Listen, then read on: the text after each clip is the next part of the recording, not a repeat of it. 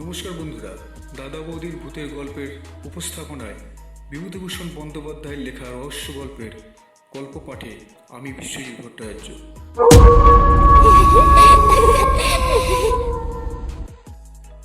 রহস্য বিভূতিভূষণ বন্দ্যোপাধ্যায়। আমার বন্ধুর মুখে শোনাই গল্পটি। বন্ধুটি বর্তমানে কলকাতার কোনো কলেজের প্রফেসর, বেশ বুদ্ধিমান, বিশেষ কোনো অনুভূতির ধার ধারেন না।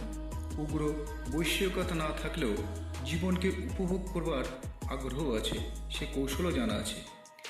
সেদিন রাত্রে ঝমঝম করে বৃষ্টি পড়ছিল, নানা রকম গল্প হচ্ছিল, গরম চা ও আনুষঙ্গিক খাদ্যের সঙ্গে মজিয়ে। অবশ্যই ভূতের গল্প হচ্ছিল। আমার বন্ধু একটা গল্প বললেন, আশ্চর্য লাগলো গল্পটা। একজন বিজ্ঞানের অধ্যাপক যখন এই গল্পটা করলেন, তখন এর একটা মূল্য আছে ভেবেই এই গল্পটা বলছি। তাহলে তার নিজের কথাতেই এবার বলি। সেবার আমি বিএ পরীক্ষা দিচ্ছি। অনার্স পরীক্ষা হয়ে যাওয়ার পর দিন 4-5 ছুটি পাওয়া গেল। কিসের ছুটি তা আমার এতকাল পরে আর মনে নেই। ভবতারণ ঘোষাল বলে আমার এক বন্ধু ছিল, ওর বাড়ি ছিল বেলঘড়িতে। ভবতারণ ক্লাসে খুব পান খেত, ক্লাসের বাইরে ঘন ঘন সিগারেট খেত, অশ্লীল কথাবার্তা বলতো, লম্বা লম্বা কথা বলতো, চালবাজির অন্ত ছিল না তার। আমার সঙ্গে খুব বনতো, কারণ আমি নিজেও চালবাজ ছিলাম। সেসব কথা ভাবলে হাসি পায়। তারপর যা বলছিলাম, অনার্স পরীক্ষা শেষ হওয়ার দিন ভবতারণ আমায় টেনে নিয়ে গেল ওদের বাড়িতে। যাওয়ার সময় ট্রেনে গেলুম, কিন্তু ট্রেন থেকে নেমে অনেকটা হাঁটতে হলো। ওদের বাড়িটা প্রায় গঙ্গার ধারের কাছে। কিছুক্ষণ পর বাড়ি থেকে হঠাৎ কি একটা বিষয়ে ঘোর তর্ক বিতর্ক হলো ওর আর আমার মধ্যে। এমন চরমে উঠল সে তর্ক যে দুজনের হাতাহাতি হবার উপক্রম। হায়রে সেসব দিন, এই রোদ, এই মেঘ, তখনকার জীবনে তাই ছিল স্বাভাবিক। যা হোক, আমি ভয়ানক রেগে ওদের বাড়ি থেকে সে সন্ধ্যাবেলায় বেরিয়ে পড়লুম। এমন জায়গায় ভদ্রলোকের থাকতে আছে। ব্যারাকপুর ট্রাঙ্ক রোড বেয়ে হন হন করে হাঁটছে কলকাতা মুখ। দিব্যি ফুটফুটে জ্যোৎস্না রাত, মাঝে মাঝে এক আধখানা মোটর দ্রুতবেগে চলেছে কলকাতার দিকে। সম্পূর্ণ নির্জন রাস্তা, একবার একটা মাতাল কুলি ছাড়া আর কোনো লোকের দেখা পায়নি। একটু বিশ্রাম দরকার। ডাইনে বাঁয়ে চাইতে চাইতে যাচ্ছি। কিছু দূরে গিয়ে একটা বাগান বাড়ি দেখে তার মধ্যে ঢুকে পড়লুম। বাইরে থেকেই মনে হয়েছিল এই বাগান বাড়িতে কেউ থাকে না, আছে হয়তো একটা উড়ে মালি। 2-4টে পয়সা দিলে বাগানের মধ্যে বসে একটু বিশ্রাম করতে দেবে। এখন নিশ্চয়ই একটা পুকুর আছে বাগানে, নিশ্চয়ই তার ঘাট বাঁধানো। এমন গ্রীষ্মের দিনে জ্যোৎস্না রাতে পুকুরের বাঁধাঘাটে কিছুক্ষণ বিশ্রাম করবার আনন্দ অনেক দিন পরে হয়তো কপালে জুটে যাবে। বাগানের মধ্যে ঢুকে মনে হলো এই বাগানে কেউ বাস করে না, ঘন ঘন কেউ আসেও না। লাল কাঁকড়ের পথগুলোর উপরে 1 হাত লম্বা উলু ঘাস, ফুলের ক্ষেত আর আগাছার জঙ্গলে ভর্তি। আরও একটু অগ্রসর হয়ে মনে হলো এই বাগান বাড়ি খুব বড় লোকের। অন্তত যে সময়ে বাড়ি তৈরি হয়েছিল সে সময়ে মালিকের অবস্থা ছিল খুব ভালো। শৌখিন রুচির পরিচয় আছে এর প্রত্যেকটি গাছপালায়, প্রত্যেকটি ইটে পাথরে। আগাছা ভরা ফুলের ক্ষেতের মাঝে মাঝে এখানে ওখানে পাথরের অপসরী মূর্তি, 2-1টির মুখ ভাঙা, ভাঙা নাক। এমন অনেক অপসরী মূর্তি আছে বাগানের এদিকে ওদিকে। কোনোটার পিঠ দেখা যাচ্ছে, কোনোটার মুখ। ঝোপের আড়ালে আড়ালে একটু দূরে গিয়ে বাঁদিকে চওড়া পথ ধরলাম। দেখলাম পুকুরে গিয়ে পথটা শেষ হয়েছে। তবে যে ধরনের পুকুর আশা করেছিলাম এ তা নয়। অনেক কালের পুরনো পুকুর। বাঁধাঘাট এক সময় ছিল, এখন তার মাঝামাঝি প্রকাণ্ড ফাটল ধরেছে।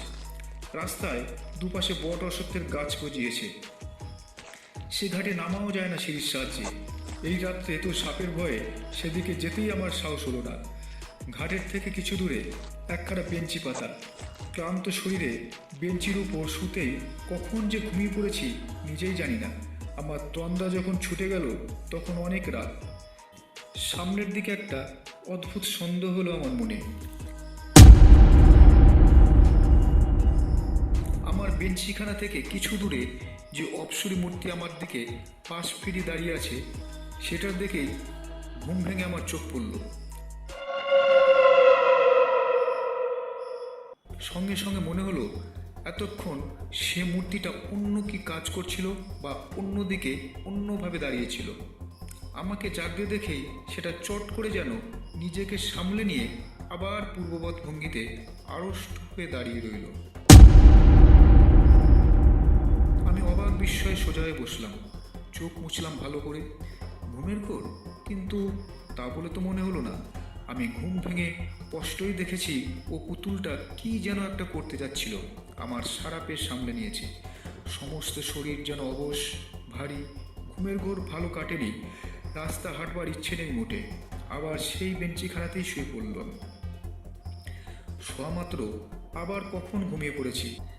ঘুম আসবার পূর্ব পর্যন্ত একটা কৌতূহল আমার মনে বারবার উকি দিয়েছে, পুতুলটা কি করতে যাচ্ছিল। আবার ঘুম ভেঙে দেখে কি একটা করতে করতেও সামলে গেল।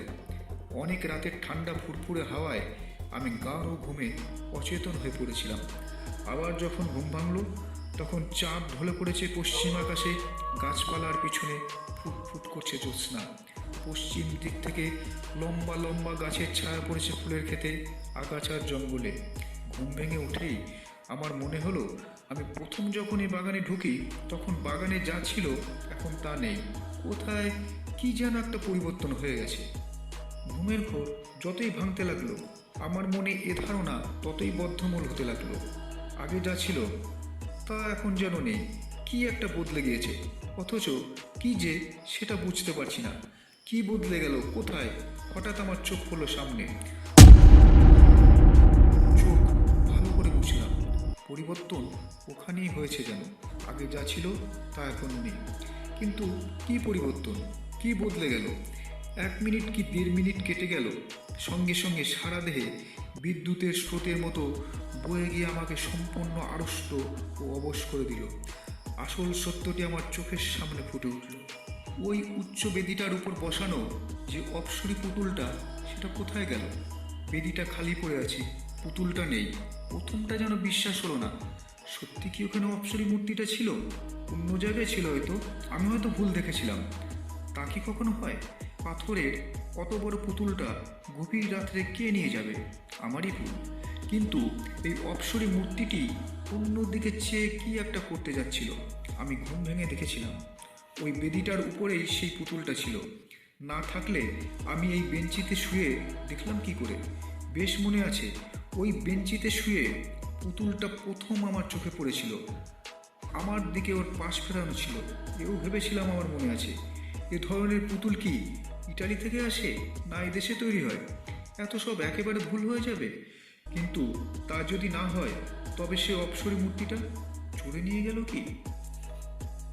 তাই যদি হয়, এতকাল তা বাগানে অরক্ষিতভাবে পড়ে আছে, এতদিন কেউ চুরি করলো না, আর আজ একজন জলজান্ত মানুষ শুয়ে আছে সামনের বেঞ্চিতে, আজই এসে অত বড় ভারী একটা মূর্তি চুরি করে নিয়ে যাবে? না, তাও সম্ভব বলে মনে হয় না। কেন জানি না আমার কেমন ভয় হলো। গা ছমছম করতে লাগলো।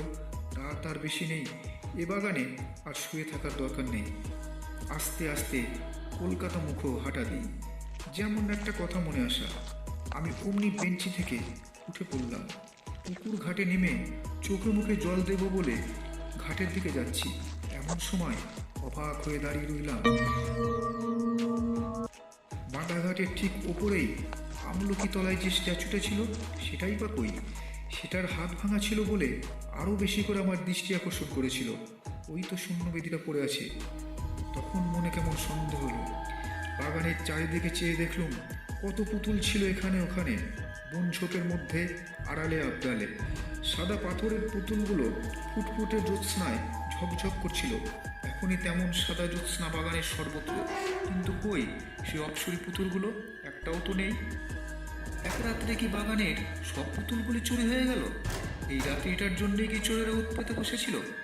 আশ্চর্য! বোকার মতো চারদিকে চেয়ে দেখতে লাগলাম। ঘুম ভেঙে উঠে যা ভাবছিলাম, বাগানের কোথায় কি পরিবর্তন ঘটেছে, সে হলো এই পরিবর্তন।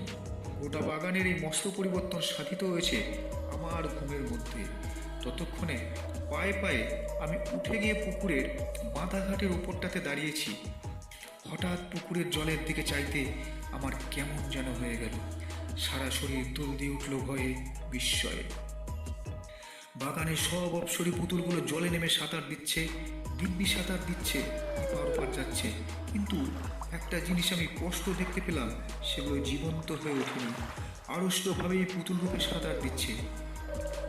এখানে আমাদের মধ্যে কে যেন বন্ধুকে প্রশ্ন করলো, আপনি প্রশ্ন দেখতে পেলেন?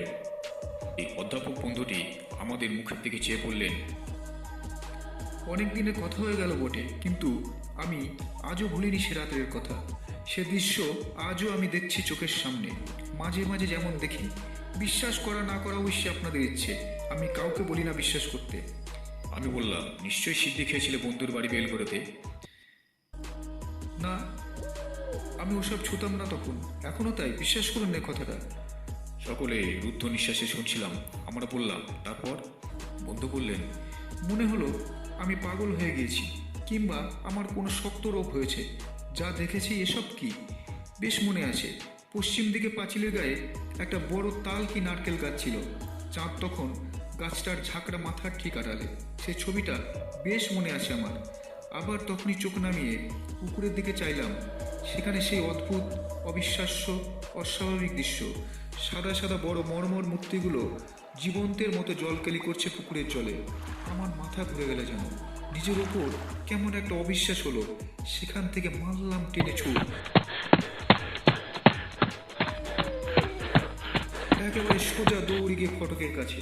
ফটকের কাছে এসে যখন পৌঁছেছি, তখন আমার মনে হলো যেন, অবশ্যই হলপ করে বলতে পারবো না সত্য কিনা, তবে আমার মনে হলো যেন অনেকগুলো মেয়ে খিলখিল করে একযোগে হেসে উঠল। হাসির একটা ঢেউ যেন আমার কানে এসে পৌঁছালো। পরক্ষণেই আমি একেবারে ব্যারাকপুর ট্র্যাঙ্ক রোডের উপর এসে পড়লাম। এবার আপনারা যে প্রশ্ন করবেন তা আমি জানি, সেখানে আর আমি গিয়েছিলাম কি না। পরদিন গিয়েছিলাম, একা নয়, 3টি বন্ধুকে সঙ্গে করে নিয়ে। গিয়ে দেখলাম পুরনো ভাঙা বাগান বাড়ি, আগাছার জঙ্গলে ভরা ফুলের ক্ষেত, কতকগুলো হাত ভাঙা, নাক ভাঙা অপ্সরী পুতুল এদিকে ওদিকে বড় জঙ্গলের আড়ালে পাথরের বেদির উপর দাঁড় করানো। কোথাও কোনোদিন অস্বাভাবিকতার কোনো চিহ্ন নেই। হঠাৎ আমার এক বন্ধু ডাক দিলেন। ঘাটের ওপর আমলকি তলায় যে হাত ভাঙা পুতুলটা দাঁড়িয়ে আছে, একটা মোটা বিছুটি লতা মাটি থেকে গজিয়ে উঠে সেটার দুখানা পা আষ্টে পিষ্টে জড়িয়ে রেখেছে। অন্তত 1 বছরের পুরনো লতা। গত বর্ষায় এই বিছুটি লতা গজিয়ে উঠেছিল এমনই মনে হয়। লতাটার কোথাও ছেঁড়া নেই, ভালো করে পরীক্ষা করে দেখা গেল। অথচ আমি হলপ করে বলতে পারি এ পুতুলটাও কাল জলে নেমেছিল। অন্তত এই বেদিটা আমি কাল খালি দেখেছি। এই ঘাটের ধারেই তো কতক্ষণ দাঁড়িয়েছিলাম। বন্ধুরা বললেন, তাহলে বিছুটি লতাটা এমন থাকে কি করে? এই লতা জড়ানো তো 1 বছরের জড়ানো, রাতারাতি নিশ্চয়ই গাছটা গজায়নি। ওদের যুক্তি অকাট্য। কি উত্তর দেবো ওদের? আমার নিজেরই যখন ক্রমশ অবিশ্বাস হচ্ছে আমার নিজের ওপর।